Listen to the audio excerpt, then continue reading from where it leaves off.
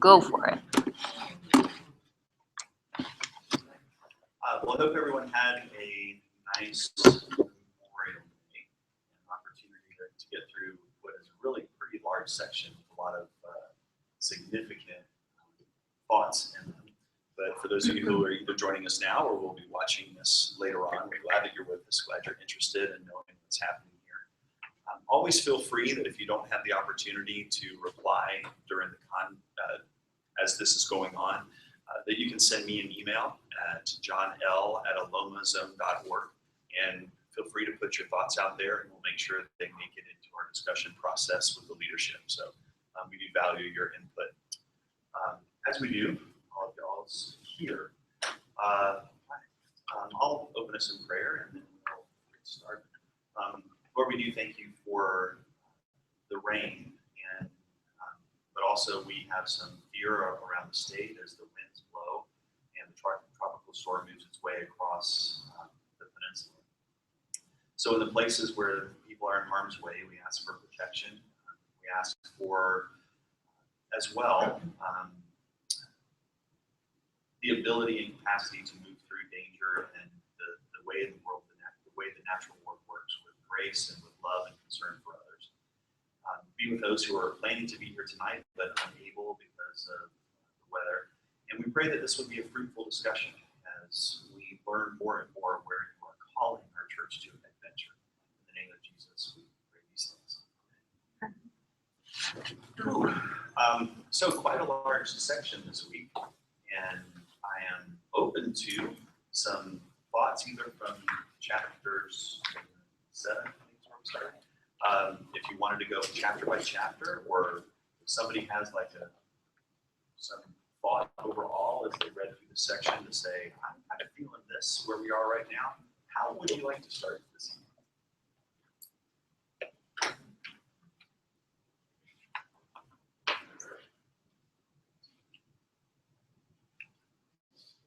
What did strike me right at the beginning, when he said, that, when he emphasized,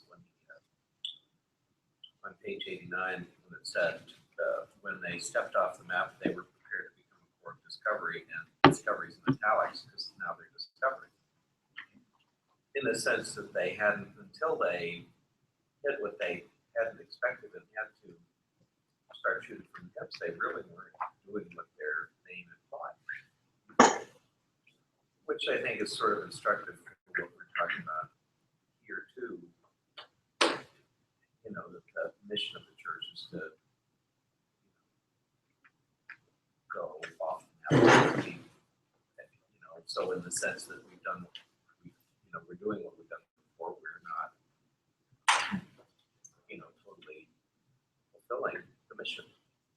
So, in that sense, having to go off the map is a blessing that we weren't looking for, needed, because that's where you're going to do what it was you went.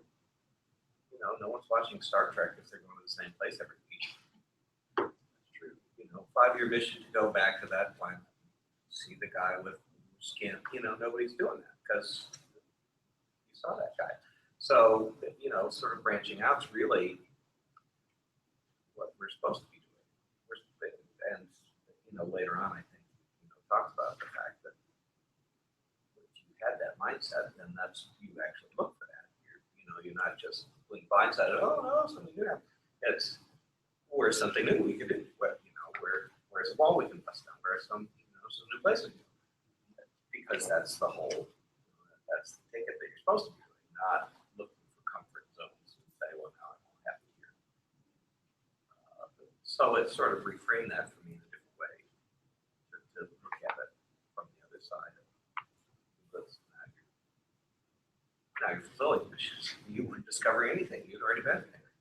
So you were a core of having been there before. It was only your core of discovery once you discover something, and that had to be off the map. So I found that interesting to look at it from that perspective.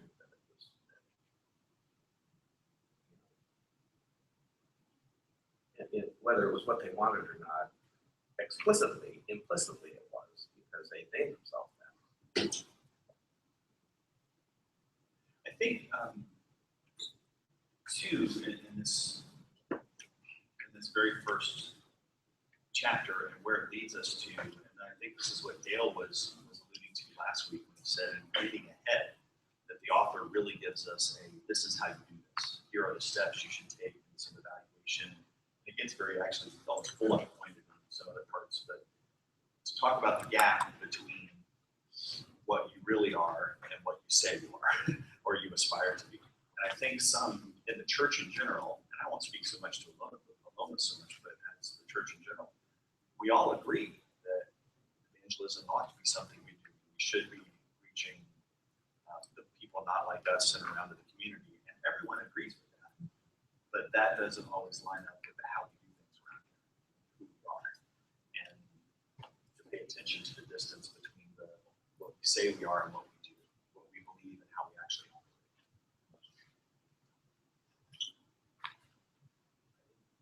Well, and to build on that, at the top of 89, it talks about adaptive work pays attention to the deeper underlying causes that keep us perilously perched in a state of inaction.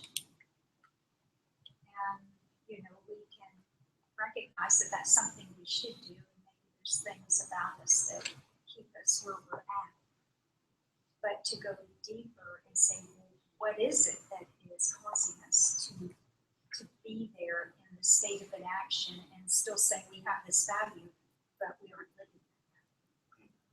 What's holding us there? What are the attitudes or perceptions of things, or what are the things we're afraid to lose if we go there? I think that's will be an essential part of the process we identify, is to be able to really get in, dig those things out, and be able to address them. But in the interest of discussion and relative to Aloma, do you guys have any hunches or some things that you think might be the root of our particular culture here that keep us from moving forward? For me, one of the things that he wrote about was loss. We're going to lose stuff and lose things, and sometimes I think we're not sure whether trading that thing in for what we're going to get is a good trade. And fear of loss is a good motivator. Perhaps not knowing what something, a new approach to something might look like or feel like, and we tend to default to things that we have worked in the past. And it's in our wheelhouse already, and that's a safe place to be. The places where we have some expertise. Any things in particular? There's the old adages of we've never done it that way before, and some of the cliches that you hear in organizations.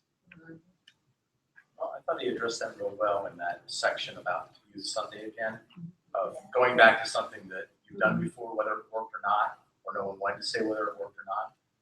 That was pretty good. The thing when Eric was talking that got to me was actually the last section of this chapter, which is discovering the people who already know the route that you don't know about. Where he talks about Sacagawea and Shoshone, who knew the route, because that was their territory, or they knew the tribe beyond their route to know somebody to introduce.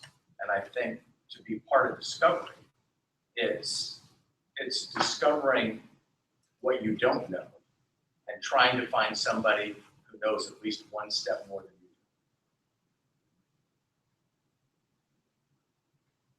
Yeah, what does that look like for us, do you think?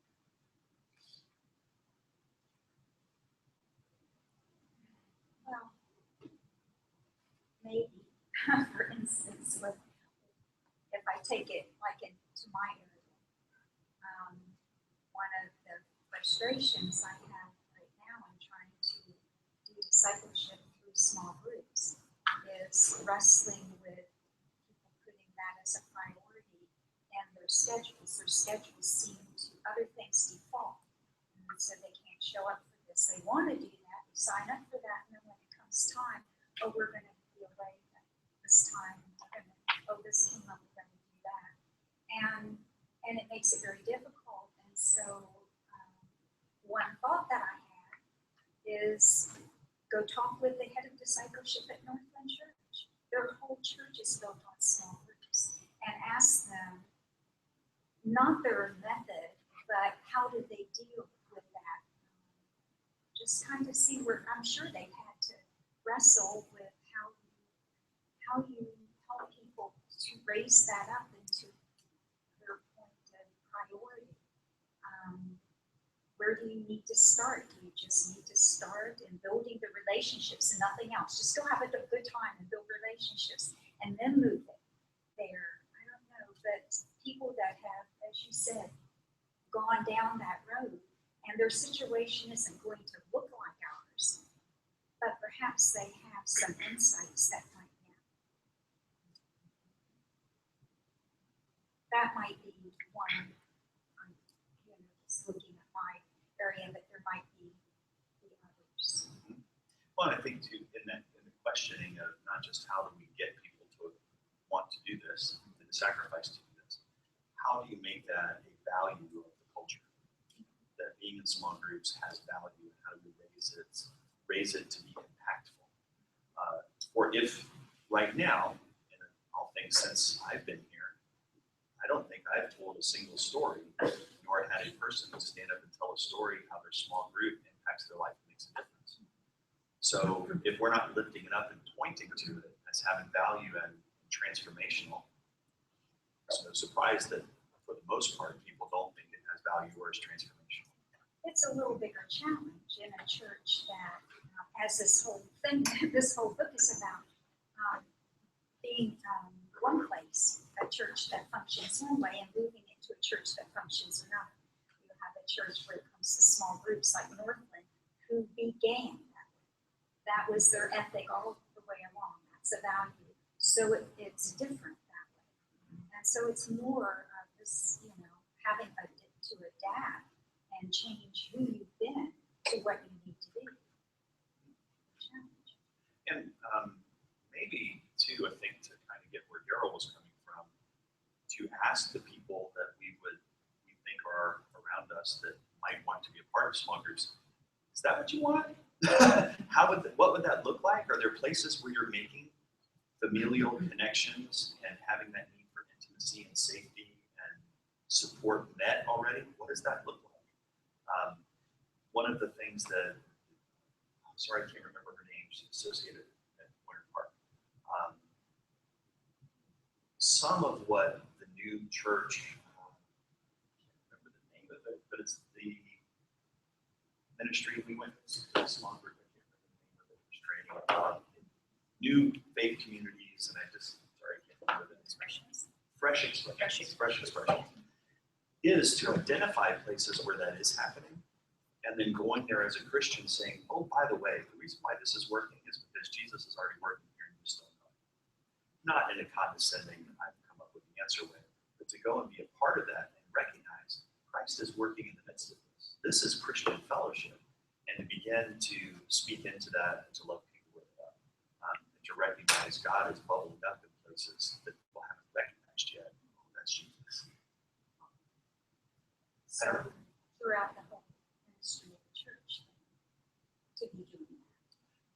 Yeah, well, and the bowling league and the Lily Park and all the parents who get together and are the volunteers in the first grade at Eastbrook.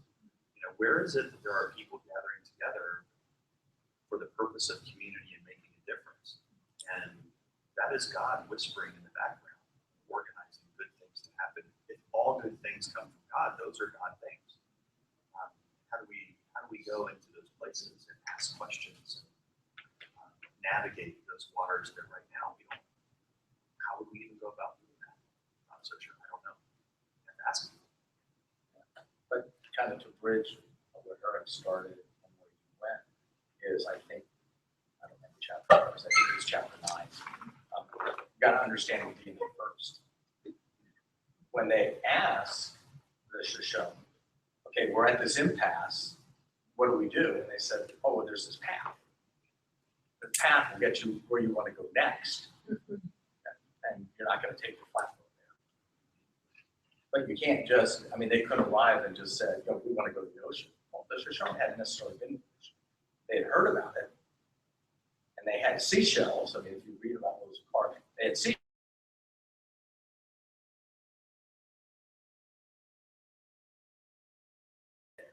That was their shared DNA, and that's what I think it's chapter 9 talks about. You got to discover your DNA before you go trying to adopt somebody else's. We're not built for our DNA.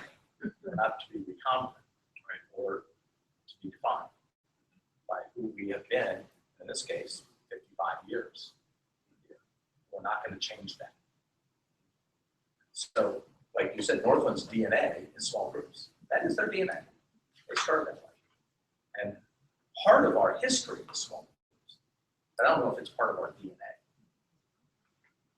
Well, and I also think a practical matter of how we, because we've tried to start small groups in this church several times. There was one thing that Eric and I always talked about that bothered us, was that it wasn't recognized that we already have a lot of small groups. Whether we call them Sunday school, or we call them discovery groups, or what we call them, there is fellowship in small groups happening. And, you know, I mean, I've seen it when I play at funerals, and that small Sunday school group that meets here every single Sunday shows up and brings meals to those people and cares for them. That's what we're talking about.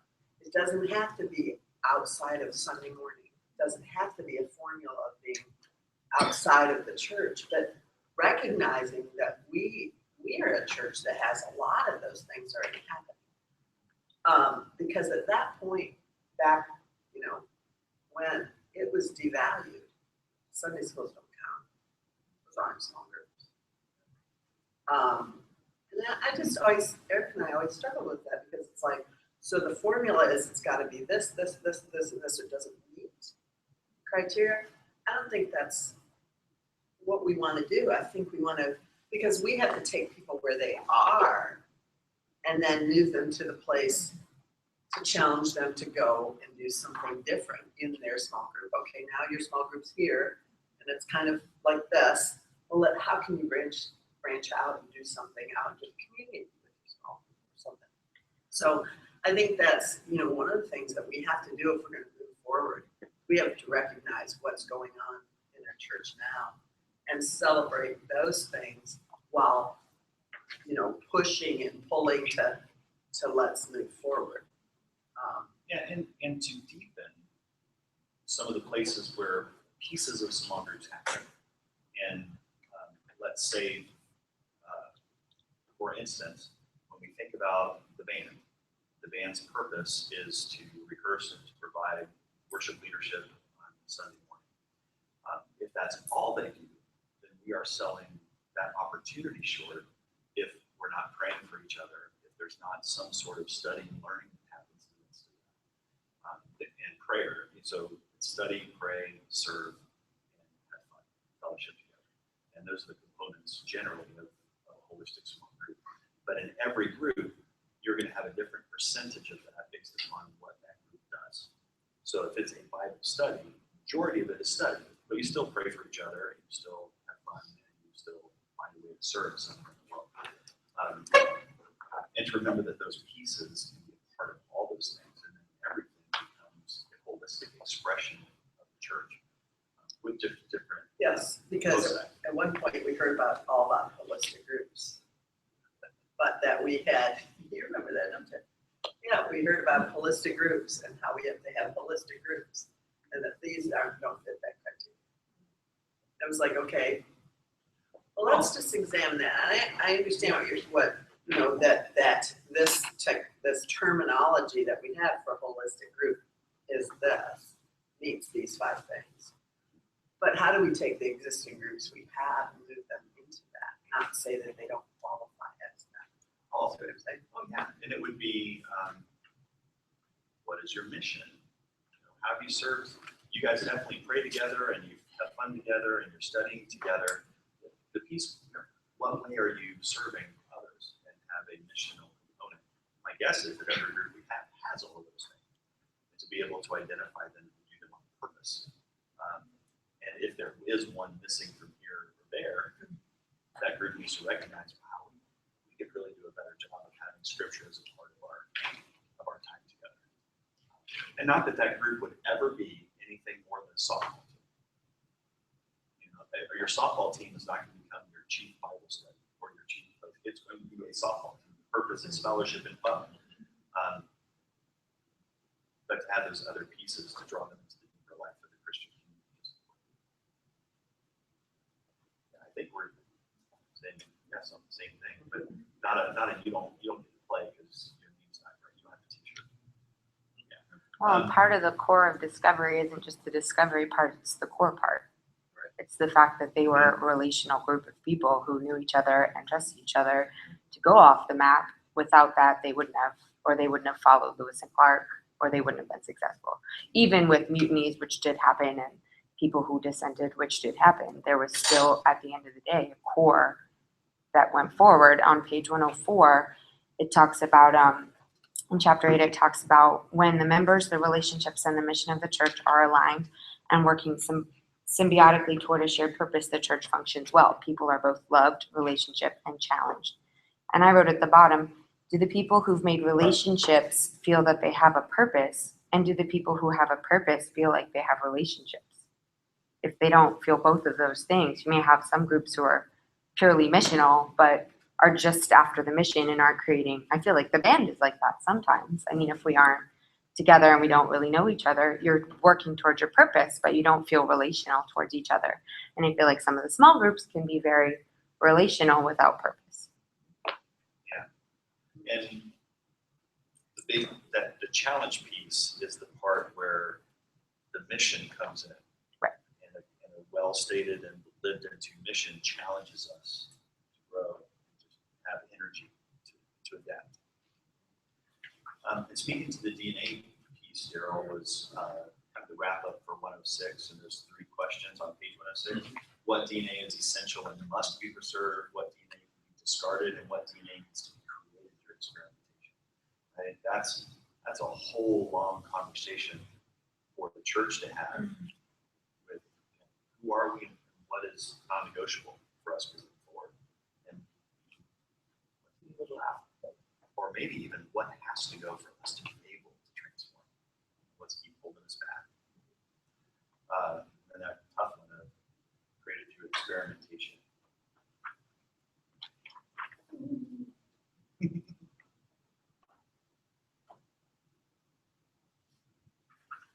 Well, it does go back to the beginning of the chapter where it talked about that you can have 2 equally, good things that compete with each other. At some point you recognize they're both good. It's not like, oh, we're killing cats over here and we love that, but we also have serving people, but which should get both good things. Well, we're serving cats. I think we ought to.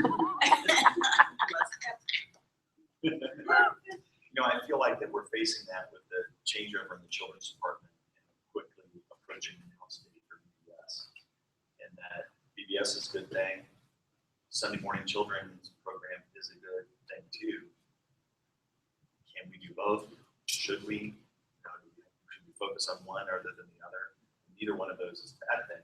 But if we find that we have to choose between the 2, means we have to say no to something that hasn't served us well. Either one of those things. So certainly find ourselves facing that decision. Well, I think the biggest thing in a church is it's not like doing a cheek swab and getting a report back saying you're pharmacomagnet from 23andMe. I think it's a hard process to figure out what your real DNA is. Because I think most of it is masks. What is it? Jefferson's family, where the one slaveholder's family trying to prove their relationship forever and ever. Yeah. Didn't we have somebody here who was part of that? Yeah, who was that? We had a member of our Sunday school class in the 90s who was from the non-recognized part of Jefferson's family, and they showed up at the reunion all the time and said, "No, we're the illegitimate side of Jefferson's family, and we want to be included." Our DNA says that we're there, but no one wanted to recognize it. And I think, how do we go about the process of recognizing what our real DNA is? Because I think, depending on which part of the church you ask, I think you'll get different answers. Sure. Well, And then finding out what what are the non-negotiable parts are. And I don't think you can do it unless, we're about to go do some cheek swabs. let's entertain that. And I just Eric is admitting he's 4% Quebec. That's what his cheek swab said. Neanderthal. Isn't that even worse than There's Quebec? There's the part, it's later, but I think it applies on 120 that says the first question about leading into uncharted territory is not about change, but what about what will not change, which I think is essentially what you want your mission to be. But without defining that, you don't have the foundation to feel like Exactly. you can go somewhere. Right, until you know what's non-negotiable. Right. You don't know. You're jumping into the pool, but you don't know if there's water and you don't know where the edge of the pool is. Well, let's not leave that question as out there and unanswered. Let's go down the road a little bit. How would we go about discovering our community? What might be some avenues we would pursue to do? I think partly that goes to the part where, I forgot what page it was on, but where he quotes the guy that says, your system is perfectly designed to give you the results you're getting now. Whatever you're getting now, that's what your system is designed to deliver. And if you look at the output, where they are and what's going, then if you follow that back, then that must be what's important. Because, if we said, oh, we love missions, but we never support any missionaries and nobody ever goes anywhere. But if you look at it, if you look at our church, you recognize, well, we do send missionaries. We do give money, so that must be something like, because we put our money where our mouth is. So then that's, then that's the thing. So I think if you look at other outputs, you begin to get a clue of what's, how we design ourselves to work. Right, so looking at the allocation in the budget and also maybe what voluntary giving comes in that's over and above the budget, what things get supported well. And then what don't they say, if you really want to look at your priorities, look at your checkbook, and that'll tell you what your priorities are, where your money goes. Yeah, so. Right. They're equal. Yeah. Yeah, where do we get money, and then what do people show up for? But I do think in that same section, and Beth is looking at those page numbers. I don't have my reading glasses, so I can find it. But he talked about, in the mission thing, that some churches are missional like we are, mostly out of country missional. Not as good in neighborhood mission.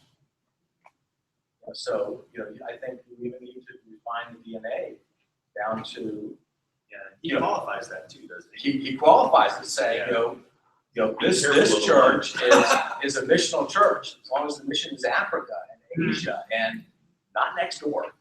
Next door missional, we suck, is what he was saying in that example. And, I think we need to look at that in our community. How well do we, as an example, we've said that we want to reach out to X, Y, and Z within a 1.5-mile circle of us. Well, we've done okay, kind of sort of next door, but not the rest of it really well. So is it really our DNA, or was it a stated objective that wasn't part of it? How do you make it part of it? I don't know. I think the fact that we keep on trying to rename and redefine small groups, it shows that we keep trying to repackage them, however, is the new way to do it, but they still boil down to like small groups of people getting together. So if we call them affinity groups or journey groups or small groups or missional communities or whatever we're calling it, we're still trying to throw that in there, however it fits into this time and era or whatever. I think that that's something that's keeps coming back, and it evolves. I think But- it keeps coming back because we recognize that it's really important. Right. Because we recognize, especially when we were really big, that the only way you're going to connect into a church is to have a small group. You're coming on Sunday morning and leaving. That doesn't connect you in, and pretty soon, if something on Sunday morning doesn't fit your, what you like, or, then you're out of here. Right. So how are you staying here? How are you staying part of this church family? Because you've got a small little group family that you love and you care about and you're a part of. And you come, and then whatever's happening, on Sunday morning, whether you like it or not, you're still staying. And so I think we recognize that we want those small groups, because that's where we can be ourselves. We can share our heart. We can get help from the people that are a part of us, that we can give help to those. And that's where we get more of our identity, because that doesn't come out of that, but you know what I mean. So I think we recognize that that's really what we want for our church, but we just can't seem to make it work to what we want it to work, how we want it to work. Well, he brought that up again. I think it's chapter 10. I don't. Where he talked about interviewing people who left the church. Oh, yeah. And he talked about it was connections. People said, "Oh, I was connected to this and this, and when that connection disappeared, everything else was, I wasn't connected to Sunday service. I was connected to the youth group. Now my kid's in college, so I'm not connected to the youth group. Or I was connected to this staff member, which were the two examples. Right. That staff member moved on. Right. They didn't necessarily move with them, but they were no longer connected. So in that case, maybe if we were talking over the years, talking about small groups, we're really talking about stickiness and connectedness. Yeah. So how do we, if the DNA of most people is to be connected. Most people want to be liked and want to be connected. And they only want to like it on their terms. So there we go. Just lay it out there. But I think we have to look at that. And it's if what small groups are working for those people, and noticing that every group isn't the same. The people don't connect 100% the same, but they have a lot of commonality. I think this is where the aspect of the gospel makes the church different than other places. In that once you find your group of friends and your connection plate is full, you're not looking for anybody else, because your needs are being met. It's when you add the added dimension of the gospel and love for other people, for their health, for their well-being, for you being able to serve them, that you are pushed beyond, I'm okay. So I don't worry about anybody else, to the I'm okay. I have a responsibility to share how I got to be okay with other people, because I love and care about them.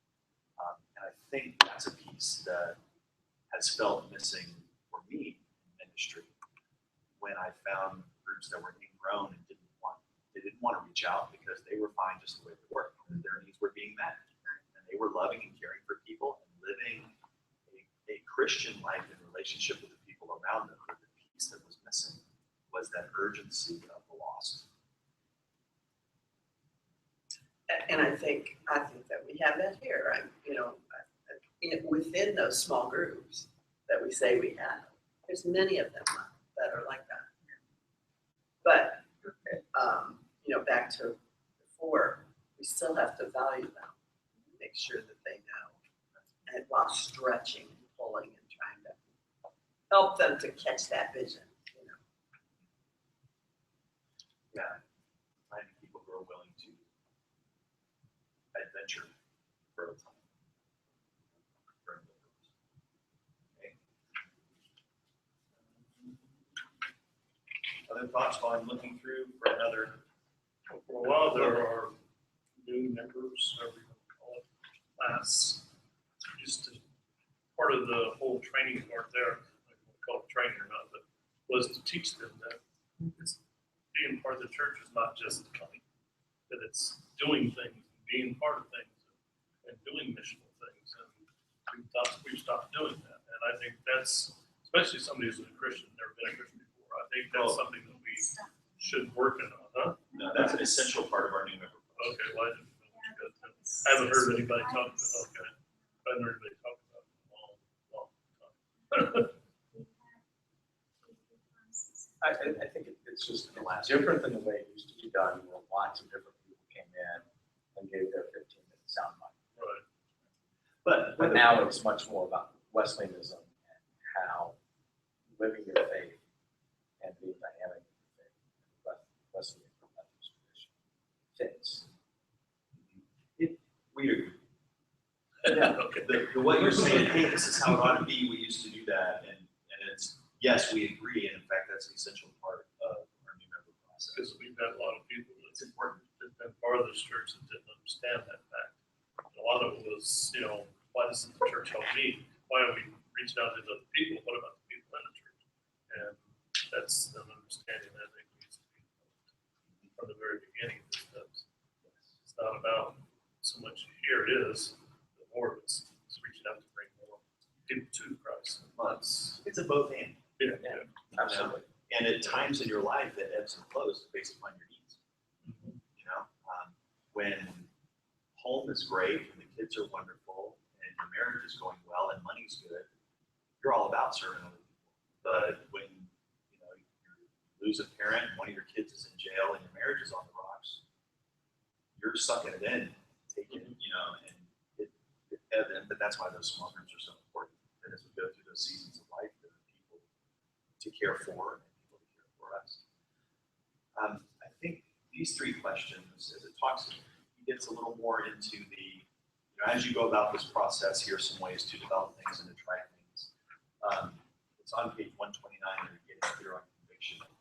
There are three questions. First one, what are we passionate about? And this gets back to some of that process of how are we going to answer these questions, and how are we going to get to some solutions and some directions to go forward? I think these are great questions. And for me, I will remind you, passion for me means something you're willing to sacrifice for.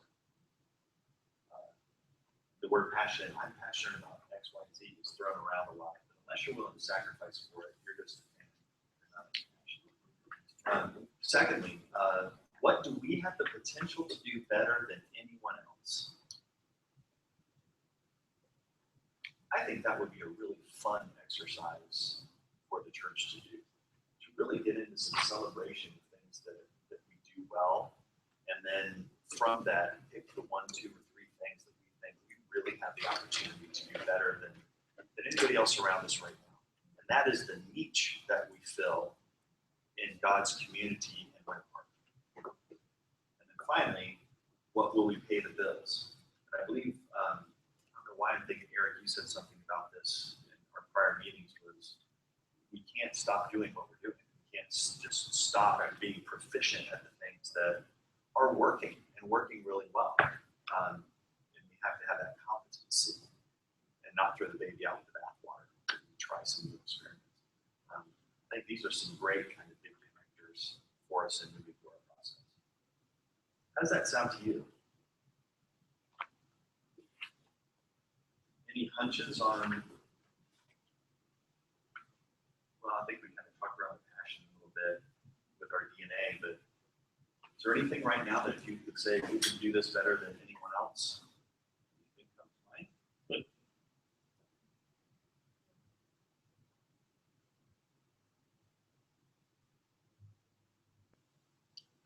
We do a good job of supporting missionaries not in our church, and outside the church, and outside this country. I think we have 3 or 4 that are in the States. I think the preschool is something that's been overflowing this year despite an uphill battle that it faced last year, and that maybe doesn't feel as connected, like the parents don't necessarily feel as connected to the church as they could. But it's something that isn't suffering or diminishing, even though it had a whole situation. It could have easily, and it didn't. Yeah, the community is telling us what we do well. Right. By having a waiting list. The reputation is Right. very high, so everybody wants to be there. That's very true.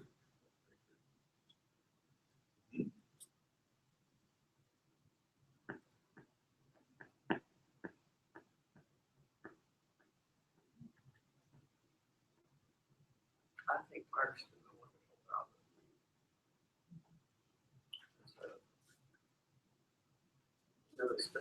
Especially having a huge part of his youth group last year, which were connected in the church, meaning church, church members, kids, or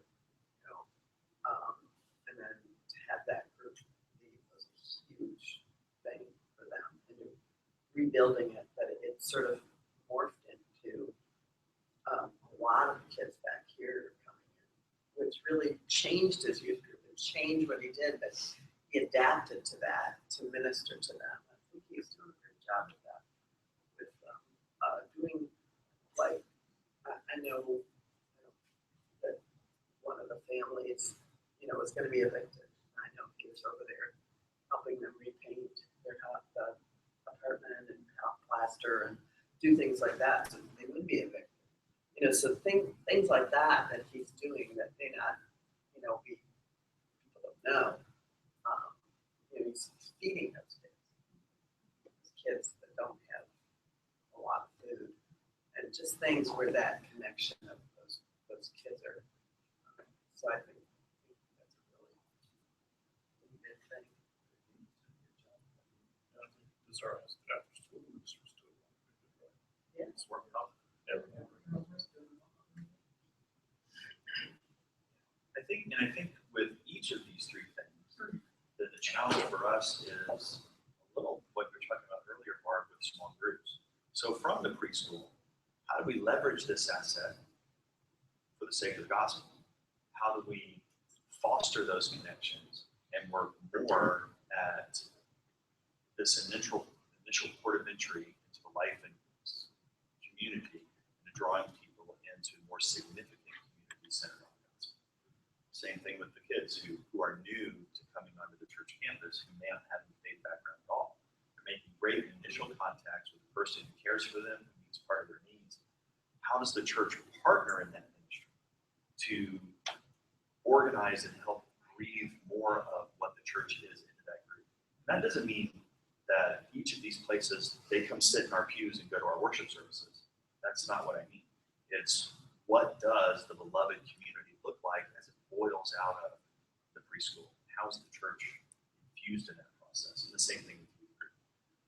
I think we need to begin to think differently about everything we do here is so that more people will come to worship on Sunday and our offerings will increase, which has been the purpose for churches for a long time.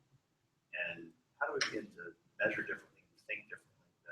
That what is Sunday morning worship what the church is? And I would argue no, it's much larger than that. But it's hard when the only numbers we really report every week to our conference is the worship attendance numbers.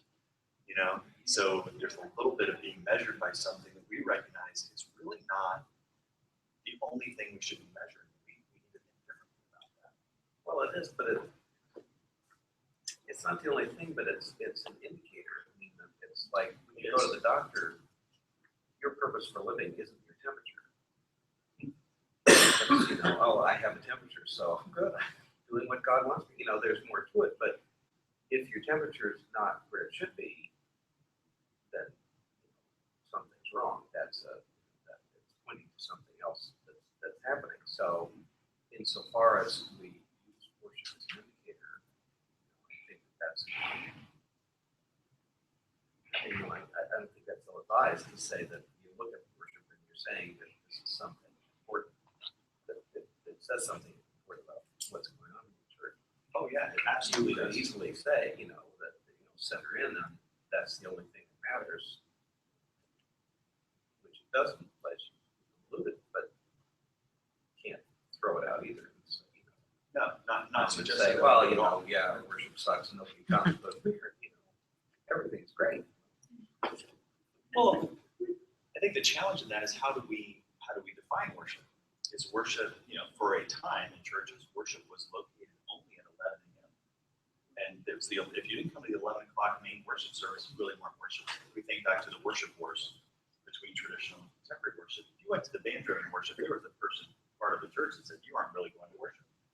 And is it now the time that worship may be defined differently? And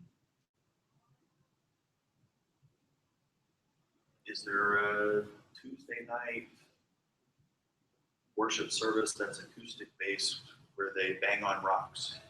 You know, I don't know.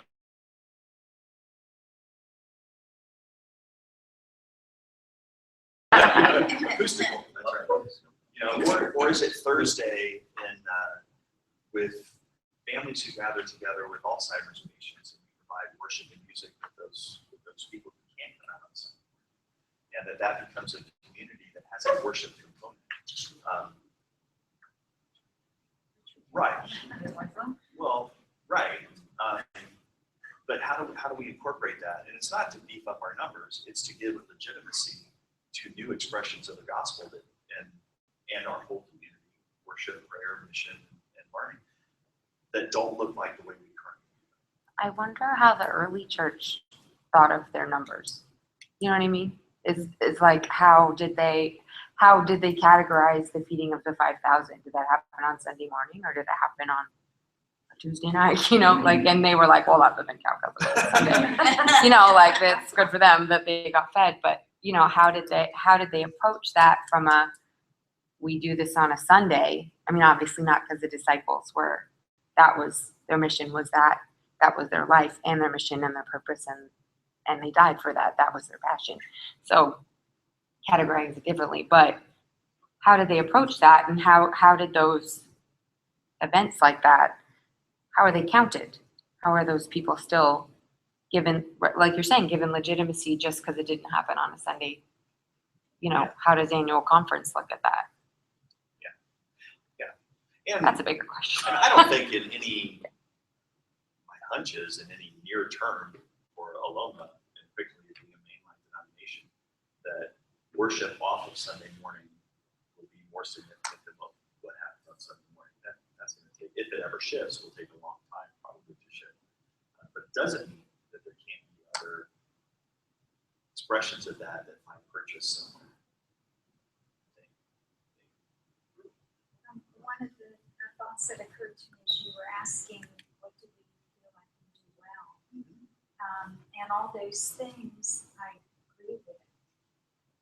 But the other part of it says, but how much of our congregation is engaged in that? You know, the preschool, really it's you and your staff that have given it. You know, you don't have volunteers or not calling on that from the church. It's self-supporting financially, things like that. We look at the youth group, how much are we engaging the people in the church to go and help pay for that family or to feed those kids? Yeah, right now we're very siloed in that. Right, and with homework help, how much are we engaging the church? I don't know that a good many in the church even know that. You know? So when I look at it, yeah, they're happening. And they're done really well. But when we look at the body, would the body say that? Or does the body, the actions of the body reflect that? Well, I think that's part of what brought it back, to bring it back to the close to the beginning. You know, when you look at that and you recognize it's happening, part of that is to say, well, that is part of the DNA of the church. It must be because it's happening here and we've produced it, whether or not everybody knows about it. And to have the cleverness to recognize that you could leverage that as a thing. You know, that, we could have volunteers talking to young parents in the preschool to help them. We could have, you know, volunteers going and painting and helping, you know, one person. So looking at the DNA, you know, what is happening? What are we producing? Whether we, you know, whether everybody knew it or not. Because, you know, you can be a part of it and not know you produced it. My granddaughter produces all sorts of stuff she doesn't know she does. But also celebrating those things and bringing the body into it. Because Right. those are And I wins for us that we don't know as a whole. Well, Right, that's where's right. God working, and how do we excite, train, and engage our people where God is already working? instead of trying to read it. I want to read three pieces kind of back to back from chapter 11. First is the very first quote up the top. Adaptive change stimulates resistance because it challenges people's habits, beliefs, and values. It asks them to take a loss, experience uncertainty, and even express disloyalty to people and cultures. Because adaptive change forces people to question and perhaps redefine aspects of their identity. It also challenges their sense of competence. Loss, disloyalty, feeling incompetent. That's a lot to ask. No wonder people resist. Another quote there on page 138, following along, is the first column. People do not resist change per se, people resist loss. You appear dangerous to people when you question their values, beliefs, or habits of a lifetime. You place yourself on the line when you tell people what they need to hear rather than what they want to hear. Although you may see with clarity and passion a promising future of progress and gain, people will see with equal passion the losses you are asking them to sustain. And from the last paragraph on 139, last full paragraph on the bottom, when you stand before people and tell them that in order to accomplish a mission, they have to change, adapt, give up something for the greater good, work with those they don't like, or compromise on something they care about, they get mad. They get really mad. Mostly they get mad at you. And this is exactly the sign that transformation is beginning to happen. I needed to hear that. At the top of 139, it says, learning how to disappoint their own people at a rate they could absorb, I think is a big challenge. Because when you think about our lives and the challenges we have in our life, and people come into the church and they're wanting, something that's stable and peaceful and encouraging, and they hear a lot of talk about change or things that are challenging them, and it creates a lot of angst, and going through that. And so I think it's difficult to know where is that rate that they can absorb the change in the church when you put together the totality of what they deal with in life. So, Talk about changing God. changing God, but I think the Make sure they hold on to what's right instead of what's gonna fall and apart. relationships, and that we're in. And there's a time in different seasons in the church's life. And when I started a new church, we were about 100 people. We had some folks who were very high need come in. And I started telling them, like, some of the needs that you're bringing in, we can help you with. But these other 4 or 5 things, we simply don't have the resources. We just started 4 months ago. We have 100 people. We can't give you the things you're asking for, and this is not the right church for you right now. You need to be somewhere else that can meet these significant needs that you have. We're at a particular place in the development of Paloma, and we need people with an entrepreneurial spirit, people who are ready to adventure, people who are excited about new things and want to be a part of that. And so the person who visits the church and says, I'm ready, I need a traditional Sunday school, and I need this, and I want that, and I need an active small group, and we have to look at them and go, that's not where we are. Now, if you want to help build those things, this is the right time in the life of this church for you. But that's just not who we are. We can't be everything to everybody. One of the thought processes I had, and I don't know if this is true or not, it's just a hunch that when Andy left to go start a new church, and I recognized that was amicable, and everyone was excited for him and supported him and all of that. My question is, did that sap some of the entrepreneurial spirit of the church, of those who chose to go with him, as the people who liked doing new things, who were excited about challenge, and you took that piece of energy, not that everybody was entrepreneurial left, but that part of adventure, brand new, let's go get them, a little bit of the wind was taken out of the sails. That would make sense to me. I don't know if that happened or not, but that seems to be a logical conclusion. I've experienced that in churches I've coached where there's been a staff member leave and started a church that way.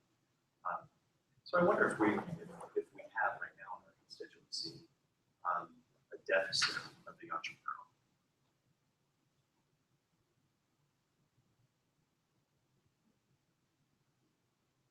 Or something, just something to think about. I mean, it's a good question.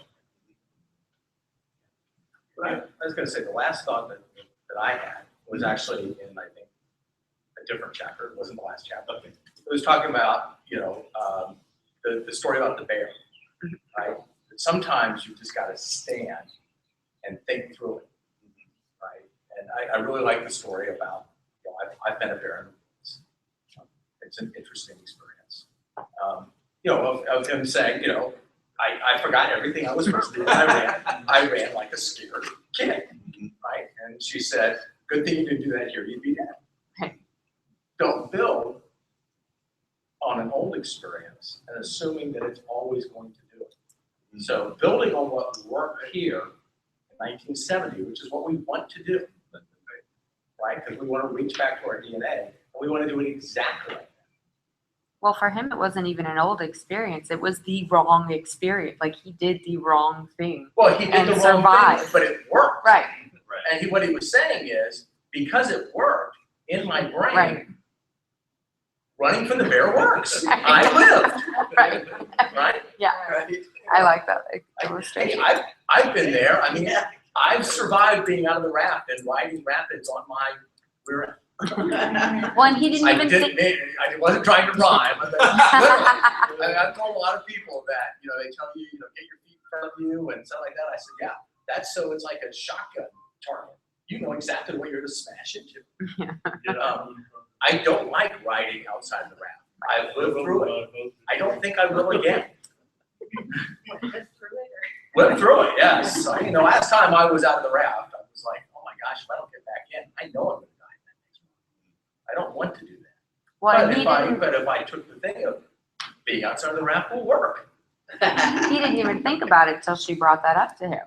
When he was Yeah. like, oh yeah, no, I can't do that. I can't do that. Like, And I having think- that other and I think perspective. that's the trap that we are in.